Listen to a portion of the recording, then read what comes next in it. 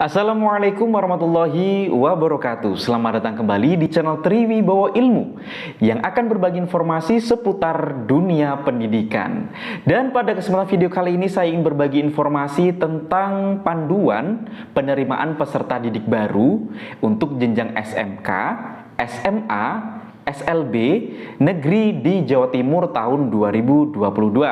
Bagaimana sistem dari penerimaan peserta didik baru ini di tahun 2022? Simak video ini sampai selesai.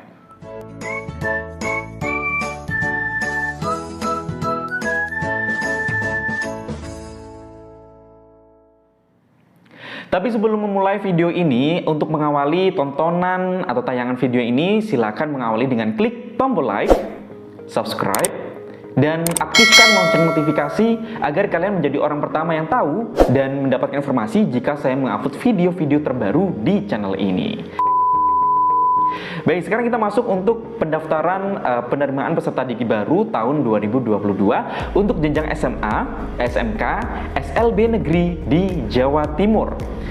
Nah, untuk pendaftaran peserta didik baru tahun 2022 ini masih menggunakan sistem yang namanya sistem zonasi. Mungkin kalian sudah mulai akrab atau bahkan sebelumnya sudah pernah mendengar sistem zonasi. Sistem zonasi itu apa sih? Jadi sistem zonasi itu adalah proses seleksi yang didasarkan pada jarak tempat tinggal ke sekolah. Nah, di Jawa Timur sendiri untuk PPDB SMA, SMK, SLB negeri ini didasarkan pada 38 kabupaten kota. Jadi ada 38 zona PPDB Jatim tahun 2022. Nah, jadi zona yang dimaksud adalah zona administratif di 38 kabupaten atau kota di Jawa Timur. Nah, untuk pendaftaran sendiri untuk PPDB tahun 2022 ini sebenarnya tidak mengalami perbedaan jauh dengan PPDB sebelumnya gitu ya. Nah, ketentuan umum secara umum pendaftaran di SMA ataupun SMK ini yang pertama adalah dibagi menjadi 4 jalur. Jalur yang pertama adalah jalur zonasi. Yang kedua adalah jalur afirmasi. Ketiga adalah jalur perpindahan tugas orang tua ataupun wali. Dan yang keempat adalah jalur prestasi. Nah, prestasi nanti juga dibagi menjadi 2, yaitu prestasi rapor dan juga prestasi kejuaraan ataupun lomba. Nah, ketentuan pendaftaran yang kedua adalah jalur pendaftaran PPDB ini dilarang menggunakan tes masuk. Jadi secara umum di Jawa Timur PPDB tidak boleh menggunakan tes lagi. Jadi ini bisa mengurangi kecurangan ya, karena tidak ada tes masuk. Jadi semua didasarkan secara online dan kita bisa mengetahui hasilnya secara online. Dan ketentuan yang ketiga adalah pengecualian jalur PPDB online di Jawa Timur. Jadi ada SMA ataupun SMK negeri di Jawa Timur yang tidak menggunakan sistem online. Apa saja itu? Yang pertama adalah sekolah yang menyelenggarakan pendidikan khusus. Misalnya SMA Negeri Olahraga, SMKN 12 Surabaya, dan beberapa sekolah yang lainnya. Yang kedua adalah sekolah berasrama. Contohnya SMA Negeri Taruna Nala Jawa Timur ataupun Taruna yang lainnya ya, Taruna Brawijaya itu juga tidak menggunakan sistem ini. Yang ketiga adalah sekolah terbuka. Contohnya adalah SMA Terbuka 19 Surabaya, SMA Terbuka Kepanjen Malang, SMA Terbuka 11 November Kediri, dan SMA Terbuka Rejotangan Tulung Agung. Dan yang keempat, pengecualiannya adalah sekolah di wilayah kepulauan, pegunungan, dan juga pedalaman. Contohnya di SMA Negeri 1 Masalembu.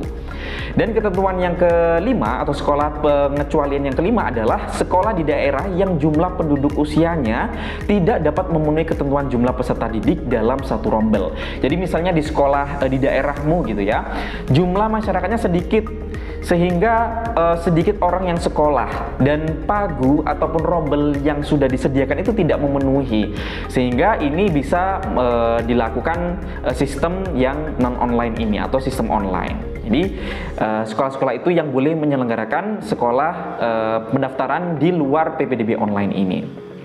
Nah, ketentuan yang kelima adalah bagi peserta didik yang tidak memiliki kartu keluarga karena keadaan tertentu gitu ya, dapat digantikan dengan surat keterangan domisili.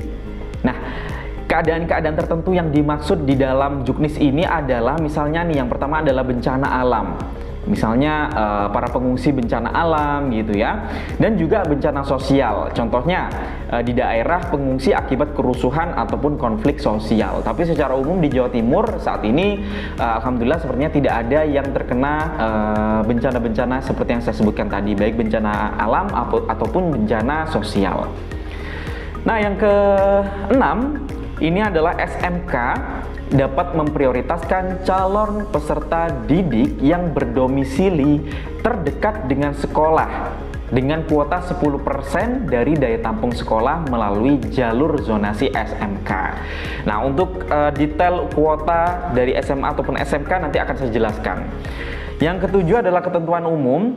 Untuk jenjang SMK, calon peserta didik wajib melampirkan surat keterangan sehat dan surat keterangan tidak buta warna pada kompetensi yang mempersyaratkannya. Jadi tidak semua kompetensi meminta surat keterangan sehat dan juga surat keterangan tidak buta warna. Jadi ada tertentu saja gitu ya. Kemudian yang berikutnya, untuk jalur PPDB Jawa Timur 2022 untuk jenjang SMA nih. Jadi untuk rekan-rekan yang mungkin ingin mendaftar di SMK, di SMA gitu, sekolah menengah atas, silakan disimak gitu ya. Jadi ada 5 jalur pendaftaran di SMA. Yang pertama adalah jalur afirmasi. Kuotanya adalah 15%. Jalur afirmasi ini untuk keluarga yang tidak mampu, anak buruh, dan juga penyandang disabilitas. Jadi ada 15% kuotanya. Jadi kalian bisa mengira-ngira sendiri nih, misalnya dalam suatu rombel, suatu sekolah mengambil 100 orang. Nah, 15%-nya adalah diambil dari jalur afirmasi ini, yaitu ada 15%-nya gitu ya, atau 15 orang dari 100 rombel gitu. Nah, yang berikutnya adalah jalur perpindahan tugas orang tua ataupun wali. Kuotanya juga lumayan nih, ada 5%. Siapa yang bisa memilih jalur ini? Ini adalah kalian yang orang tuanya pindah tugas gitu, ataupun anak guru ataupun tenaga kependidikan, dan juga anak tenaga kesehatan yang menangani COVID. Nanti akan saya jelaskan lebih detail lagi. Yang berikutnya adalah jalur prestasi hasil lomba. Kuotanya adalah 5%. Nah, ini termasuk prestasi lomba akademik dan lomba non-akademik. Dan jalur yang berikutnya adalah jalur prestasi nilai akademik. Ada kuota 25%. Banyak banget nih untuk siswa SMA. Nah, prestasi nilai akademik ini diambil dari gabungan rata-rata nilai rapor semester 1 sampai dengan semester 5. Dan juga diakumulasikan dengan nilai akreditasi sekolah SMP atau sekolah asalnya. Nah, untuk penghitungannya nanti akan saya jelaskan di video yang lain gitu ya. Dan yang terakhir, jalur yang terakhir dengan porsi yang paling banyak ini adalah jalur zonasi SMA. Ini kuotanya ada 50%. Jadi kamu bisa mengira-ngira sendiri, misalnya kamu menuju sekolah yang kuotanya ada 250 gitu ya. Maka 50%-nya atau sekitar 225-nya ini diambil dari jalur zonasi SMA. Sedangkan 225-nya ini diambil dari jalur mulai afirmasi, perpindahan tugas orang tua atau wali, prestasi lomba, dan juga prestasi nilai akademik. Itu untuk jenjang SMA. Nah, bagaimana dengan kalian yang ingin masuk SMK gitu ya? Nah, untuk kalian yang ingin masuk SMK, ini kuotanya berbeda dengan SMA. Bagaimana rinciannya? Simak baik-baik. Yang pertama, untuk jalur afirmasi tetap ada nih untuk SMA, untuk SMK gitu ya. Dan kuota yang disediakannya pun juga sama dengan kuota yang disediakan pada jalur SMA gitu, yaitu 15%. Untuk kriteria afirmasi ini yaitu keluarga yang tidak mampu, anak buruh, dan juga penyandang disabilitas ya. Itu untuk jalur afirmasi 15%. Jalur yang berikutnya adalah jalur perpindahan tugas orang tua ataupun wali. Kuotanya juga sama, ada 5%. Nah, ini juga termasuk perpindahan tugas wali ataupun anak guru, tenaga pendidikan, dan juga anak tenaga kesehatan yang menangani COVID. Berikutnya, jalur prestasi lomba. Ini ada 5%. Jadi kalian yang mungkin punya prestasi lomba ketika SMP gitu ya, bisa didaftarkan untuk masuk di jalur prestasi lomba ini. Kuotanya adalah 5%. Nah, lomba ini tidak terbatas pada lomba bidang akademik saja, tapi juga bidang non-akademik. Dan yang berikutnya, jalur yang keempat, ini yang paling banyak gitu ya. Untuk SMK paling banyak ini menggunakan prestasi nilai akademik, yaitu 65%. Ya, bayangkan 50% lebih nih, 65% itu banyak banget gitu kan. Nah, untuk prestasi nilai akademik ini menggabungkan antara rata-rata nilai rapor semester 1 sampai 5 dan juga nilai akreditasi sekolah SMP. Nah, sekali lagi nanti akan saya jelaskan di video berikutnya untuk penghitungannya. Dan berbeda dengan SMA, untuk zonasi SMK ini kuotanya hanya 10% gitu, hanya sedikit ya, karena untuk SMK ini pendaftarannya bisa dilakukan di luar zona, artinya bisa dilakukan di luar kabupaten ataupun kota tempat domisili kalian gitu ya. Nah, sekarang kita akan menjelaskan untuk tahap-tahap pelaksanaan PPDB Jatim 2022. Jadi jangan khawatir, kalian bisa mendaftarkan berkali-kali gitu ya, karena ada 5 kali tahap. Nah, ini tahap, perhatikan, tahap. Nah, ada 5 tahap. Tahap yang pertama adalah untuk pendaftaran SMK ataupun SMK. Yang bisa mendaftarkan di SMA atau SMK ini yaitu jalur afirmasi, perpindahan tugas orang tua atau wali, dan juga prestasi hasil lomba.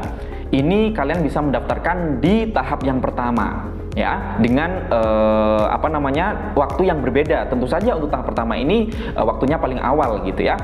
Nah, yang kedua adalah tahap SMA di prestasi nilai akademik. Jadi misalnya kamu sudah mendaftar di tahap yang pertama, di tahap SMA ataupun SMK, tapi kemudian kamu nggak bisa diterima di jalur tersebut, maka kamu bisa mendaftar lagi di tahap yang berikutnya dengan waktu yang berbeda pula gitu ya. Nah, untuk pendaftaran tahap kedua ini digunakan untuk jenjang SMA saja dengan jalur prestasi nilai akademik ya, dan kuotanya adalah 25%. Kemudian, kalau misalnya di tahap kedua SMA ini kamu nggak bisa memenuhi syarat gitu, kamu bisa mendaftarkan di jalur yang ketiga, di tahap yang ketiga. Di tahap yang ketiga ini digunakan untuk kalian yang ingin masuk di SMK, yaitu jalur zonasi. Kuotanya yang tadi saya jelaskan, berapa coba? Iya betul, 10% aja. Ini di tahap yang ketiga. Dan kalau misalnya tahap ketiga ini kamu juga nggak lolos, kamu bisa di tahap yang berikutnya, yaitu di tahap keempat. Ini untuk mendaftar SMA dan jalur pendaftarannya yaitu jalur zonasi SMA dengan kuotanya sebesar 50%. Dan yang terakhir, tahap terakhir, ini tahap yang kelima, ini pendaftaran yang paling akhir gitu ya, yaitu nilai akademik untuk jalur SMK, yaitu 65%. Nah, jadi untuk kalian yang mungkin sudah merasa bahwa oke, aku ingin mendaftar di SMA jalur zonasi gitu kan, rumah saya dekat dengan sekolah ataupun SMA yang ingin saya tuju, maka kamu bisa langsung memilih di tahap yang keempat, yaitu tahap pendaftaran zonasi SMA ya. Itu sudah paham ya? Nah, berikutnya ketentuan jalur-jalur yang harus kalian ikuti gitu ya. Yang pertama adalah jalur afirmasi. Nah, tadi saya sudah menjelaskan bahwa untuk jalur afirmasi ini kuotanya adalah 15%, baik SMA ataupun SMK.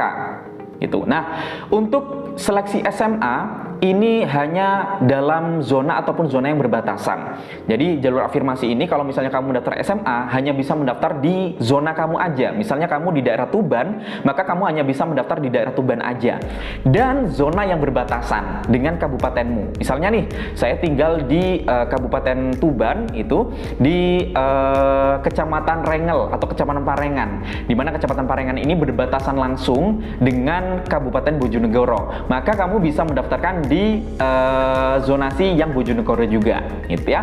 Tapi berbeda dengan SMA, kalaupun SMK ini bisa mendaftarkan di dalam zona ataupun luar zona. Jadi misalnya kamu SMA domisili gitu ya, domisili kamu di Tuban, kamu ingin mendaftar di SMK 5 Malang gitu, karena jurusan yang ingin kamu tuju misalnya Kriya Keramik gitu hanya ada di SMK 5 Malang, maka kamu bisa menggunakan jalur afirmasi ini ya, bisa di luar zona.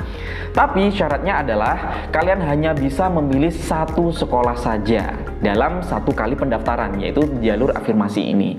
Nah, ketentuannya dari jalur afirmasi yang 15% itu dibagi lagi menjadi 3 nih. Yang pertama adalah dari keluarga yang tidak mampu. Jumlah kuotanya adalah 7%. Dari 15%, 7%-nya untuk keluarga yang tidak mampu. Nah, apa syaratnya? Syaratnya adalah kamu terdaftar sebagai penerima bantuan dari pemerintah. Nah, bantuan pemerintah ini antara lain bisa berupa KIP, KIS, KKS, BPNT, dan lain sebagainya. Jadi mungkin kamu mendapatkan KIP di sekolah ya, Kartu Indonesia Pintar, atau orang tuamu bisa pernah mendapatkan KIS, Kartu Indonesia Sehat, atau KKS, Kartu Keluarga Sejahtera, dan bantuan-bantuan yang lain. Ini bisa digunakan untuk mendaftar di jalur afirmasi ini dengan kuota sebesar 7%. Dan apakah tidak ada seleksinya? Tetap ada seleksinya. Yang membedakan bisa diterima ataupun tidaknya adalah berdasarkan seleksi jarak rumah ke sekolah. Jadi tetap diseleksi berdasarkan jarak rumah ke sekolahnya. Jadi semakin jauh rumah kamu dari sekolah itu, maka kemungkinan diterimanya juga semakin kecil. Ya, jadi harus pintar-pintar memilih sekolah nih. Yang kedua adalah jalur afirmasi untuk anak buruh. Kuotanya adalah 5%. Dari 15% tadi, ini diambil 5% aja, ini berupa anak buruh gitu ya. Nah, ini terdaftar sebagai penerima bantuan pemerintah dan memiliki tanda anggota serikat buruh. Jadi tanyakan orang tuamu, misalnya orang tuamu ini adalah buruh di pabrik gitu ya, maka biasanya ada kartu serikatnya atau kartu anggotanya gitu. Nah, ini bisa digunakan untuk mendaftar di jalur afirmasi. Dan sekali lagi sama halnya dengan keluarga yang tidak mampu tadi, untuk seleksinya selain menggunakan seleksi kartu tadi, yang diseleksi juga adalah jarak rumah ke sekolah. Dan yang ketiga adalah penyandang disabilitas. Ini kuotanya adalah 3% gitu ya. Dan dari 3% ini, yang tergolong dalam penyandang disabilitas ini adalah masuk kategori difabel dan telah menyelesaikan pendidikan jenjang SMP. Nah, dibuktikan dengan apa? Ini dibuktikan dengan surat keterangan dari psikolog ataupun psikiater ataupun dokter spesialis, dan melampirkan surat keterangan dari sekolah asal yang menerangkan jenis ketunaan dari siswa. Jadi jangan khawatir, kalian yang mungkin disabilitas ini bisa mendaftarkan di jalur afirmasi dengan kuotanya adalah 3%. Jadi tetap ada prioritas untuk rekan-rekan yang penyandang disabilitas. Itu untuk jalur afirmasi. Yang berikutnya adalah jalur perpindahan tugas orang tua ataupun wali. Kuotanya tadi sudah saya sebutkan, baik SMA ataupun SMK, ini sebesar 5%. Dan ketentuannya sama nih. Kalau pun SMA ya, untuk SMA ini pada zona ataupun zona yang berbatasan. Tapi untuk SMK ini bisa kamu pilih di dalam zona ataupun luar zona. Ya, dan dalam tahap ini, dalam jalur ini, satu orang hanya bisa memilih satu sekolah saja gitu. Nah, untuk jalur perpindahan tugas orang tua ataupun wali yang 5% ini dibagi menjadi 3 juga. Yang pertama adalah pindah tugas. Ini adalah 2%. Siapa yang berhak untuk mendaftar di jalur pindah tugas ini, yang 2% ini, yaitu kalau misalnya orang tua kamu pindah dari instansi ataupun perusahaan dan surat domisili gitu ya. Jadi ini dilampirkan perpindahan tugas orang tua ini harus melampirkan surat keterangan domisili SKD gitu ya. Yang berikutnya adalah anak tenaga kependidikan. Ada 2%. Ya, siapa yang bisa mendaftar ini? Yang pertama adalah untuk anak guru, tenaga kependidikan jenjang SMA, SMK ataupun SLB, baik PNS ataupun non PNS di sekolah itu gitu ya. Karena ada ketentuan bahwa yang bisa mendaftar di tempat orang tuanya bertugas. Jadi misalnya orang tuamu mendaftar di SMA 1 misalnya gitu ya, maka kamu bisa mendaftar di SMA 1 ini dengan jalur perpindahan tugas orang tua ataupun wali. Tapi misalnya orang tuamu di SMA 1 sedangkan kamu pengen ke SMA 2, maka jalur ini nggak bisa dipakai gitu ya, karena orang tuamu di SMA 1 gitu ya. Nah, yang berikutnya adalah harus melampirkan surat keterangan tugas orang tua ataupun wali yang ada di situ, dan diseleksi berdasarkan jarak rumah ke sekolah. Jadi tetap ada persaingan ya teman-teman ya. Dan untuk yang berikutnya, yang terakhir, ini untuk jalur pindah tugas orang tua ataupun wali. Di jalur yang ketiga ini adalah untuk anak-anak tenaga kesehatan. Siapa anak-anak tenaga kesehatan ini? Yaitu yang pertama untuk tenaga kesehatan, baik dokter, perawat, sopir ambulan, dan tenaga teknis yang terlibat langsung dalam penanganan COVID-19. Ya, yang kedua dibuktikan dengan surat keterangan dari direktur rumah sakit ataupun kepala puskesmas. Dan lagi-lagi diseleksi berdasarkan jarak rumah ke sekolah. Jadi ada 1% untuk anak tenaga kesehatan. Dan seleksinya tetap menggunakan jarak rumah ke sekolah. Jadi ini harus hati-hati gitu ya. Nah, untuk yang berikutnya adalah jalur prestasi lomba. Tadi saya sudah menjelaskan untuk jalur prestasi lomba ini ada 5% kuotanya ya. Nah, jalur prestasi lomba ini dibedakan menjadi dua. Yang pertama adalah jalur prestasi lomba untuk akademik. Besarnya adalah 2%. Dan jalur lomba non-akademik dengan kuota 3% gitu ya. Nah, ketentuannya adalah seleksi SMA ini juga berada di dalam zonanya ataupun zona yang berbatasan.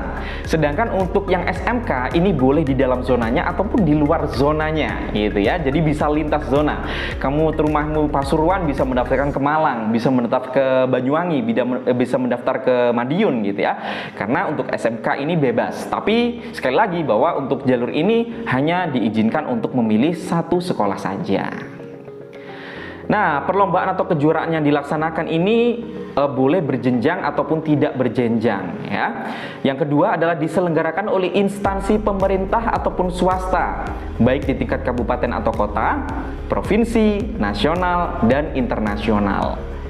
Dan untuk jalur ini, kalian ini nanti akan diberikan skor dengan ketentuan tertentu dari seluruh jenis perlombaan ataupun kejuaraan. Nanti akan saya tayangkan tabel scoringnya bagaimana gitu ya. Kemudian diprioritaskan prestasi kategori perorangan ataupun individu. Ya, jadi yang prioritas adalah lomba perorangan, misalnya lomba KSN gitu kan, seorangan gitu, atau lomba atletik, lari jarak menengah gitu ya. Nah, ini diprioritaskan untuk individu. Tapi kalau misalnya kuota nanti masih ada gitu yang terpenuhi, maka dilakukan seleksi pada prestasi kategori beregu. Misalnya lomba voli, basket gitu ya, yang lombanya adalah beregu. Yang berikutnya adalah prestasi beregu jumlah yang diterima di setiap satuan pendidikan maksimal 2 dari setiap jenis perlombaan. Misalnya basket nih, ada misalnya 10 orang gitu ya, yang memiliki sertifikat ada 10 orang. Nah, kalau kamu misalnya mendaftar di SMA 1 gitu ya, maka yang bisa diterima di SMA 1 di lomba itu hanya 2 orang saja, sedangkan yang lainnya harus memilih sekolah yang lain.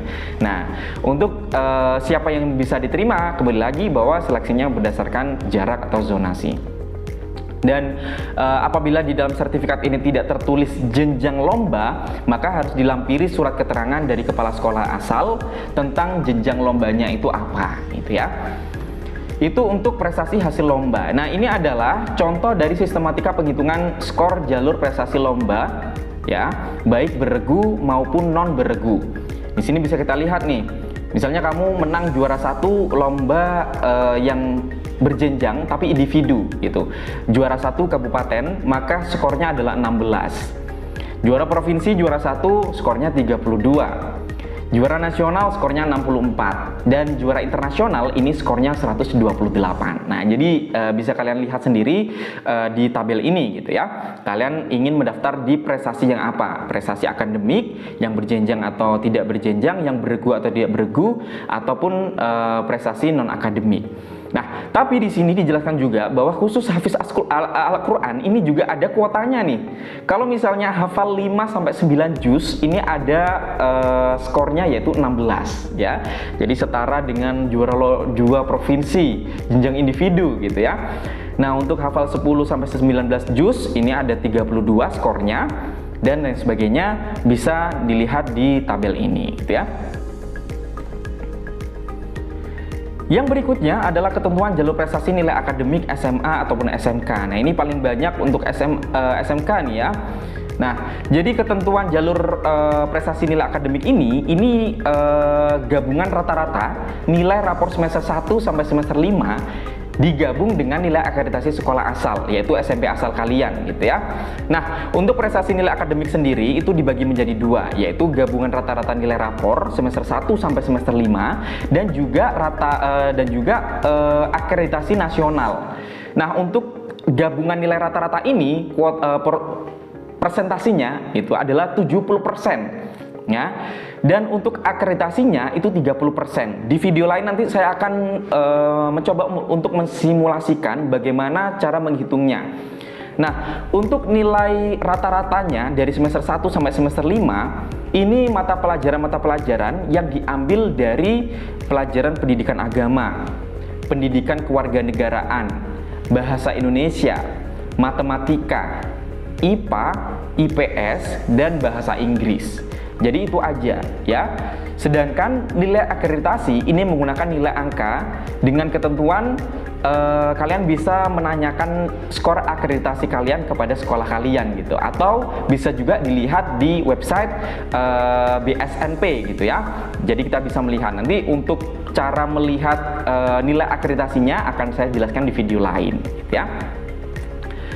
Nah, kalau misalnya terjadi skor yang sama gitu antara siswa A dengan siswa B, nilainya sama, kemudian akreditasinya juga sama, peringkatnya sama, maka peringkat ini ditentukan berdasarkan prioritas urutan nilai mata pelajaran. Ya, prioritas nilai mata pelajaran. Jadi yang diprioritaskan adalah pendidikan agama nih, karena dia pendidikan agama ini nilainya paling di atas gitu ya, paling tinggi gitu. Dan sampai terakhir yaitu nilai bahasa Inggris. Dan yang kedua, prioritasnya itu juga didasarkan pada waktu pendaftaran. Jadi semakin cepat kalian mendaftar, maka kalian juga menjadi orang yang diprioritaskan dalam pendaftaran ini. Jadi jangan sampai ketinggalan gitu ya.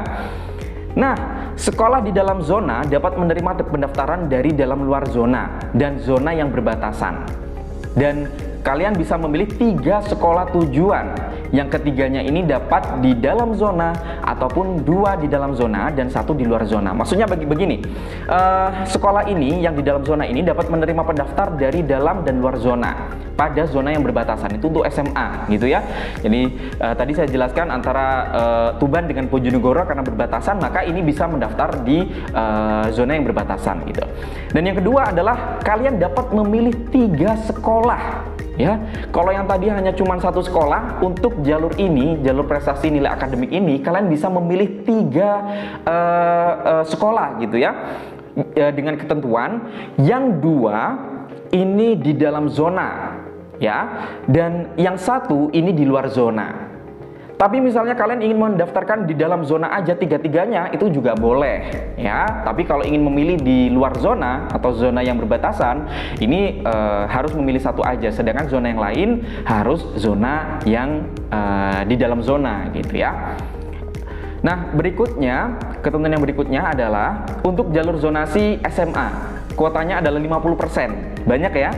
Nah, untuk SMA ini, sekolah dalam zona dapat menerima pendaftar dari dalam dan luar zona pada zona yang berbatasan.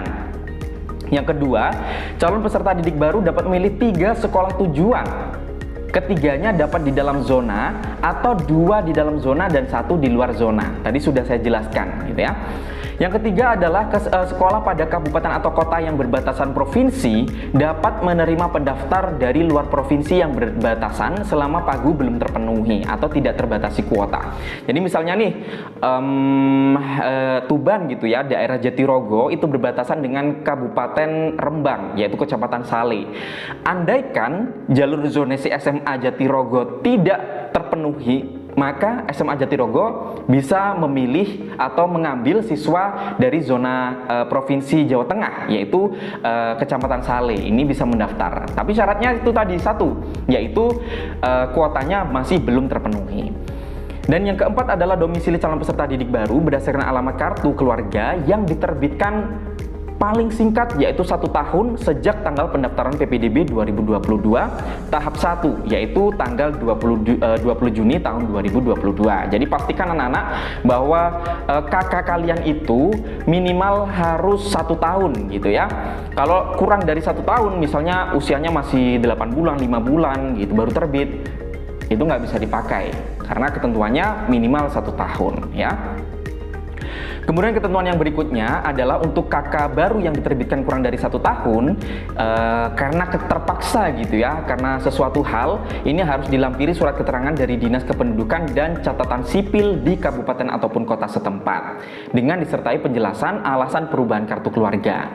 Nah, perubahan di dalam kartu keluarga itu yang dimaksud itu adalah yang pertama adalah KK baru karena ada penambahan atau pengurangan anggota keluarga yang lain. Misalnya ada lahir adik baru nih, maka diperbarui kakaknya. Nah, ini bisa digunakan meskipun kurang dari 1 tahun, tapi wajib melampirkan surat keterangan dari Dinas Kependudukan dan Pencatatan Sipil di kabupaten ataupun kota ya. Dan yang berikutnya adalah kartu keluarga baru karena pindah rumah dengan penjelasan bahwa calon peserta didik baru adalah anak kandung. Jadi kalau misalnya kamu dititipkan kepada nenekmu atau budemu karena ingin mendaftar di SMA A gitu ya, maka ini nggak bisa dipakai karena syaratnya adalah boleh asalkan anak kandung gitu ya. Yang berikutnya adalah ketentuan yang keenam bagi peserta didik yang tidak memiliki kakak karena keadaan tertentu tadi. Ini bisa diganti dengan surat keterangan domisili yang diterbitkan oleh pejabat ataupun kelurahan desa tanpa dibatasi masa domisili. Dan yang terakhir, bagi calon peserta didik baru dari pondok pesantren ataupun panti asuhan ataupun panti asuhan sosial bisa mengikuti tempat kedudukan lembaga yang dibuktikan dengan surat keterangan dari lembaga. Itu untuk zonasi SMA. Bagaimana dengan zonasi SMK yang kuotanya adalah 10% gitu? Ketentuannya adalah yang pertama, SMK dapat memprioritaskan calon peserta didik baru yang berdomisili terdekat dengan sekolah dengan 10% daya tampungnya, ya. Yang kedua adalah calon peserta didik baru dapat memilih 3 kompetensi keahlian atau 3 jurusan pada satu sekolah atau di sekolah yang berbeda. Jadi untuk zonasi SMK ini kalian bisa memilih 3 kompetensi keahlian atau 3 jurusan gitu ya, yaitu sekolah yang sama ataupun di sekolah yang berbeda ya. Kemudian yang berikutnya adalah sekolah pada kabupaten kota perbatasan provinsi sama bisa menerima dari provinsi yang lain gitu ya. Dan yang ketentuan yang berikutnya sama berkaitan dengan domisili calon peserta didik baru berdasarkan alamat kartu keluarga diterbitkan paling singkat 1 tahun sejak tanggal pendaftaran PPDB, yaitu tanggal 20 Juni tahun 2022. Nah, ketentuan yang lain sama berkaitan dengan kakak yang ada penambahan anggota ataupun pindah rumah gitu ya, wajib melampirkan surat keterangan dari Dinas Kependudukan dan Pencatatan Sipil di kabupaten ataupun kota setempat gitu. Dan untuk yang tidak memiliki kakak karena bencana alam akibat kerusuhan, ini bisa menggunakan surat domisili tanpa dibatasi masa domisili gitu ya. Dan yang terakhir sama untuk yang berada di pondok pesantren ataupun panti asuhan, ini bisa mendaftar dengan menggunakan surat keterangan dari lembaga. Nah, itu berkaitan dengan ketentuan-ketentuan dalam PPDB jalur afirmasi, perpindahan tugas orang tua, kemudian jalur zonasi, dan juga jalur prestasi. Nah, untuk jadwalnya bisa dilihat seperti ini ya. Kalian bisa lihat bahwa dimulai dari sosialisasi Juknis tahun 2002. Kemudian entry verifikasi pembetulan nilai rapor ini nanti akan saya pandu di video berikutnya gitu ya, karena kalian harus mengupload nilai dan juga memverifikasinya apakah benar nilai yang diupload itu sudah sama dengan nilai rapor yang sesungguhnya gitu ya. Kemudian ada waktu untuk pembetulan nilai rapor oleh sekolah. Nah, kemudian tahap yang kedua yaitu pra pelaksanaan PPDB. Ini siswa mengambil PIN oleh calon pendaftar, yaitu tanggal 2 sampai 18 Juni. Ini agak mundur dibanding tahun sebelumnya gitu ya. Dan nanti juga ada latihan pendaftaran anak-anak ya. Kemudian yang berikutnya tahap 1. Tadi saya jelaskan di tahap 1 ini jalur afirmasi, perpindahan tugas orang tua atau wali, dan prestasi hasil lomba baik SMA ataupun SMK ya. Untuk rinciannya bisa kalian lihat di tabel ini gitu. Nah, kemudian yang berikutnya sampai dengan tahap yang terakhir yaitu tahap 5, yaitu jalur prestasi nilai akademik untuk jenjang SMK gitu ya. Dan daftar ulang di sekolah dengan melaksanakan protokol kesehatan. Kalau misalnya kalian sudah lolos gitu ya, maka kalian bisa masuk ataupun melakukan daftar ulang di tanggal 7 sampai 8 Juli 2022. Ini dilakukan secara offline, nanti menunggu edaran dari sekolah masing-masing. Nah, mungkin itu saja informasi yang bisa saya sampaikan berdasarkan petunjuk teknis pelaksanaan PPDB tahun 2022 untuk jenjang SMA, SMK, SLB, negeri di Jawa Timur tahun 2022.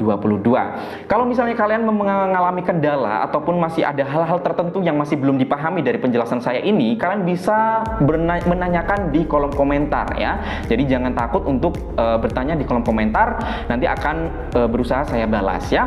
Nanti kita akan lebih intens lagi untuk membahas tentang PPDB ini karena banyak banget tahapnya tadi, dan saya akan menguraikan menjadi beberapa video berdasarkan jalur-jalurnya gitu ya. Jadi pastikan kamu sudah klik tombol subscribe di channel ini agar nanti ketika saya mengupload video baru kalian tidak ketinggalan informasi-informasi baru gitu ya. Dan sekali lagi buat kalian yang merasa bahwa video ini bermanfaat, akhiri tontonan video ini dengan cara klik tombol like, subscribe, dan share video ini sebanyak-banyaknya kepada teman kamu agar mereka juga mendapatkan informasi yang sama dari channel ini. Sampai jumpa di video berikutnya. Saya kira assalamualaikum warahmatullahi wabarakatuh.